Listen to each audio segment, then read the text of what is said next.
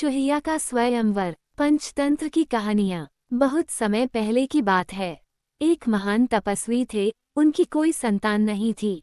एक बार वह स्नान करने के बाद हथेली में जल लेकर आचमन कर रहे थे। तभी उनके हाथों में एक चूहिया आकर गिरी। ऋषि ने आसमान की तरफ देखा तो उन्हें एक बाज दिखलाई दिया। वो समझ गए कि बाज चूहिया का शिकार करके ले जा रहा था और इसकी चोंच से यह चूहिया गिर गई। उन्होंने चूहिया के शरीर में जड़ी बूटियों का लेप लगाया। कुछ ही दिनों में चूहिया स्वस्थ हो गई। तपस्वी के यहाँ कोई संतान नहीं थी। तपस्वी की पत्नी ने तपस्वी से कहा, हमारे यहाँ कोई संतान नहीं है, इस चूहिया को हम अपनी संतान की तरह पाल लेते हैं। पत्नी की बात सुनकर ऋषि ने चूहिया को एक कन्या का रूप प्रदान कर दिया। ऋषि और ऋषि पत्नी ने उस कन्या का लालन पोषण बड़े ही प्रेम भाव से किया। जब कन्या विवाह योग्य हो गई तो ऋषि पत्नी ने ऋषि से कहा, कन्या विवाह योग्य हो गई है, इसके लिए कोई अच्छा सा वर ढूंढिए। ऋषि ने कहा, अपनी कन्या के लिए सूर्य से उत्तम कोई वर नहीं हो सकता। इसके पश्चात उन्होंने कन्या से उसकी राय जाननी चाहिए। कन्या ने उत्तर दिया, सूर्य तो बहुत गर्म है, इसके साथ मैं कैसे विवाह कर सकती हूँ? कृपया इससे अच्छा कोई वर ढूंढिए। ऋषि सूर्य के पास गए और सूर्य से पूछा कि वो उससे भी अच्छा कोई वर होगा तो बतलाए।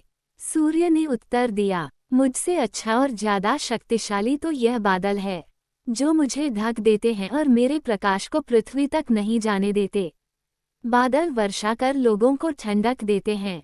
ऋषि ने फिर अपनी पुत्री से पूछा कि क्या उसे वर के रूप में बादल स्वीकार है?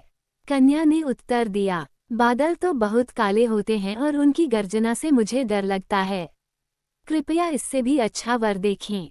ऋषि ने बादल से पूछा, अपने से भी अच्छा वर बतलाओ। बादल ने कहा, मुझसे अधिक शक्तिशाली वायु है, जो मुझे किसी भी दिशा में उड़ाकर ले जाने में सक्षम है। ऋषि ने फिर अपनी कन्या से उसकी इच्छा जानी चाहिए। कन्या ने उत्तर दिया, पिताश्री ये तो बहुत ही चंचल है, पल में यहाँ तो पल में वहाँ, इसके साथ मैं इतना नहीं घूम पाऊंगी, कृपया इससे अच्छा वर देखें। ऋषि ने वायु को बुलाकर उससे पूछा, अपने से भी उत्तम वर बतलाओ। वायु ने कहा, ऋषि श्रेष्ठ, मुझसे अधिक शक्तिशाली तो पर्वत है, जो मेरे प्रचंड वेग में भी स्थिर रहता है और मेरा रास्ता रोक लेता है। ऋषि ने अपनी कन्या से उसकी स्वीकृति जानी चाहिए। कन्या ने कहा, पिताश्री ये तो बहुत कठोर और स्थिर है, कृपया इससे भी श्रेष्ठ वर ढूंढिए। ऋषि ने पर्वत से पूछा, अपने से भी श्रेष्ठ वर बतलाओ।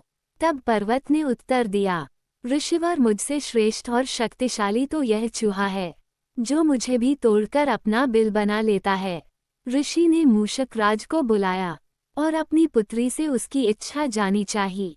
ऋषि पुत्री ने मूषक राज को देखा और देखते ही उसे उसमें अपनापन महसूस हुआ। ऋषि कन्या मूषक राज पर मोहित हो गई और बोली, मूषक राज वर के रूप में स्वीकार है। ऋषि ने अपने तपोबल से कन्या को फिर से चूहिया बना दिया और चूहे के साथ उसका विवाह करा दिया। इस प्रकार चूहिया को उसका योग्य वर मिल गया और वह उसके साथ सुखपूर्वक रहने लगी।